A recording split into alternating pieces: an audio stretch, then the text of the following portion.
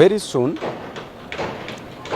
a number of taxes are going to be raised, increased. We know the high cost of living that is on the shoulders of the Kenyans, the burden resting on the shoulders of Kenyans, that they can't even make both ends meet.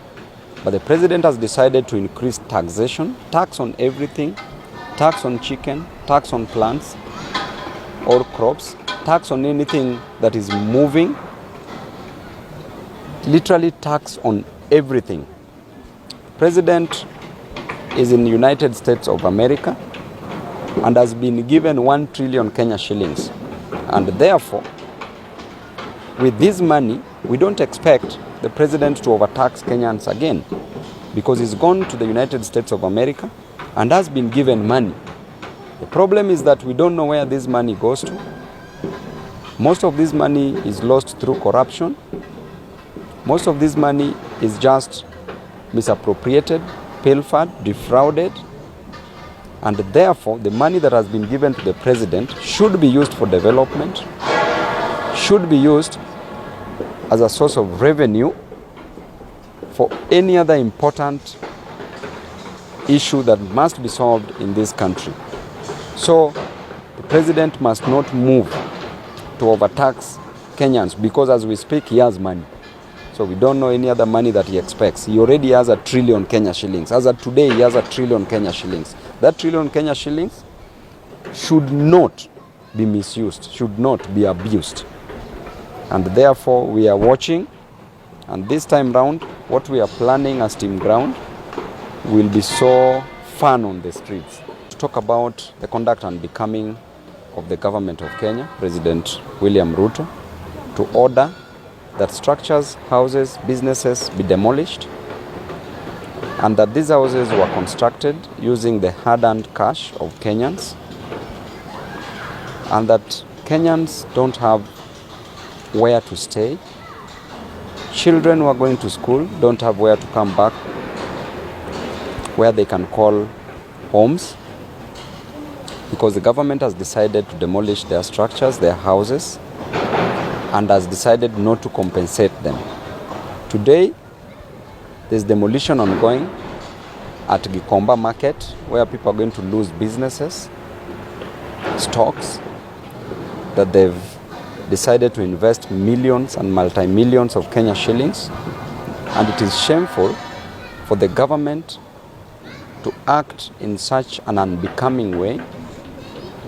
The government that is claiming to have been voted in by the hustlers, the same hustlers that are being destroyed, as Ruto is busy having his sweet time in the United States of America, enjoying with his family. There are families who are suffering back in Kenya. There are families who don't have anywhere to go. There are children who will leave school in the evening but find that there are no houses where they will go back to. And more so at Gikomba, these people registered these said parcels of land. They were issued with title deeds as proof of ownership. Some were given allotment letters as proof of ownership of these said properties.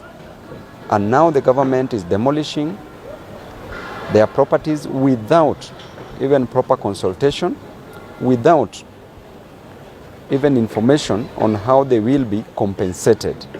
And therefore, I want to urge the traders at Gikomba Market and those people whose houses have been demolished throughout Nairobi to register with my office, present copies of their title deeds or allotment letters.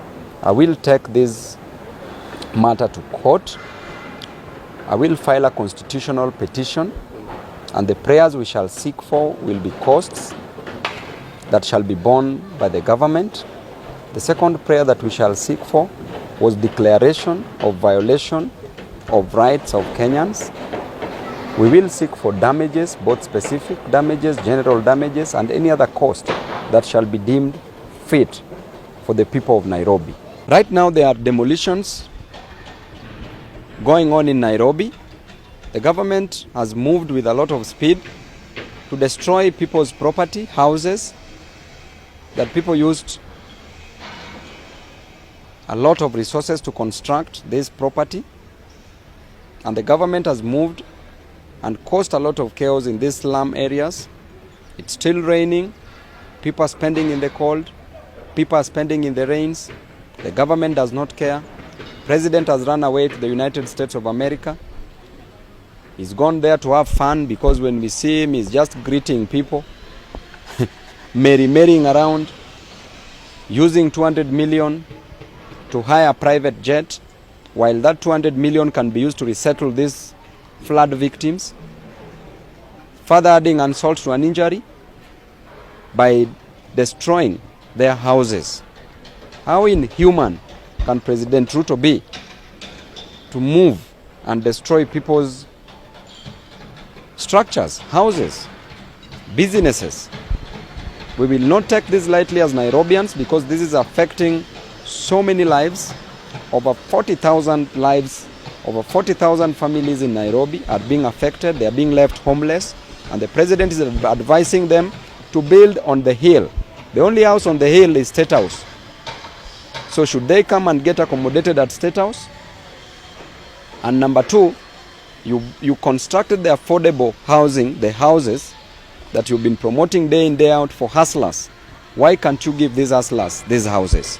We don't support the demolitions that is taking place across Nairobi, and that is affecting the livelihood of so many families. Children cannot go to school simply because they don't have where they will come back to as a house. So we need to treat Kenyans with a lot of respect, treat Nairobians with a lot of respect. And these demolitions must stop with an immediate effect. Thank you. Thank you very much, Kenyans. I want to talk about the junior secondary school teachers. These teachers have been frustrated by the government. The government has refused to confirm these teachers as permanent and pensionable teachers. They were promised 1 year ago that they were going to take the internship program for a period of 12 months. Thereafter, they were supposed to be confirmed as permanent and pensionable teachers, earning at least a sizable amount of money. Right now, a junior secondary school teacher is earning 17,000 Kenya shillings. That teacher has children, has other expenses to take care of, rent, food, clothing, transport, children to pay fees for them, and they cannot afford using that because the money is too little. In the hardship areas, the JSS teachers should be paid 47,000 Kenya shillings, 47,000 Kenya shillings, and in other areas they are supposed to be paid 38,000 Kenya shillings, and therefore the government should keep their promise. The court has already made a ruling, and the government should not go against this ruling. There should be no contempt of the court's decision to employ the JSS teachers as permanent and pensionable teachers, and therefore they should not be discriminated on, which is against the spirit of the Constitution. They should be treated as normal teachers. They should be given these jobs because they deserve these jobs. And as Babu Owino, together with other members of parliament, we stand with the JSS teachers. Thank you and God bless you.